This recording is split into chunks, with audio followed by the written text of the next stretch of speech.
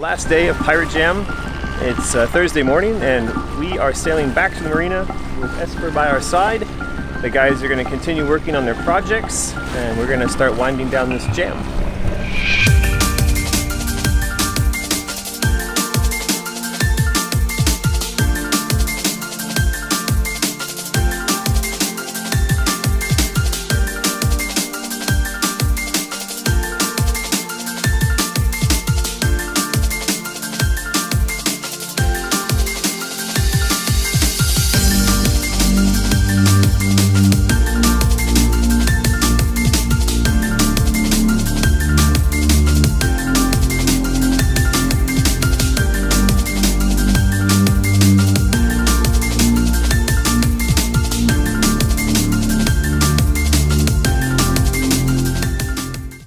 Well, we have made it back to the marina safely for all of our crew aboard both boats.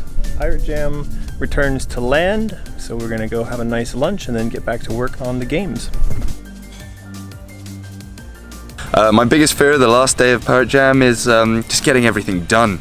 There's a lot to do. I've had some good feedback, and getting people to play it always just brings up more things to fix or add. So there is no shortage of things to do today. It's going to be pretty intense, a nice crunchy day, but that's to be expected. It's the last day of It's the last day of Pirate Jam. I have a game, I think. It just killed me. I haven't asked anyone to play it yet, which is really bad form.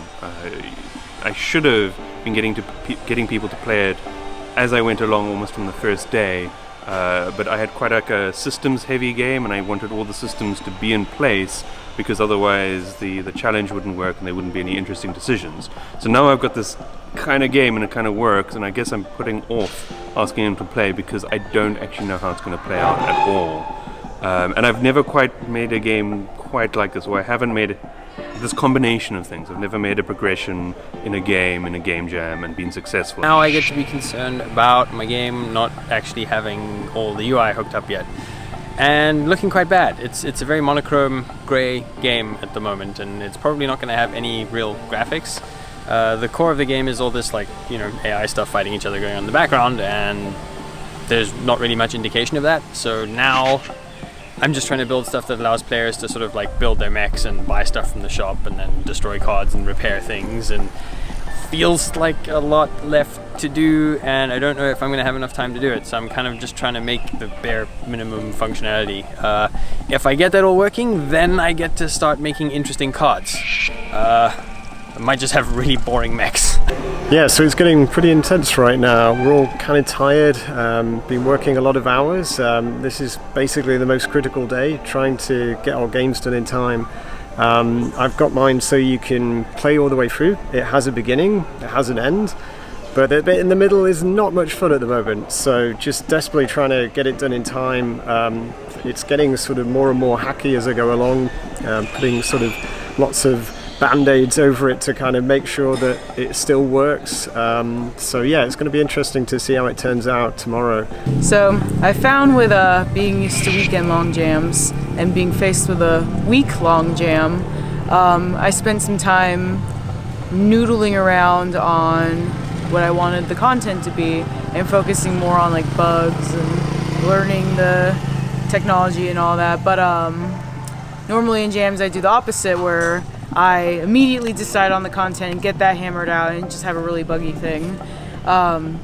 So today, now that I have all the technology questions answered, I just need to hammer out content, and I'm probably not going to sleep tonight, but that's fine.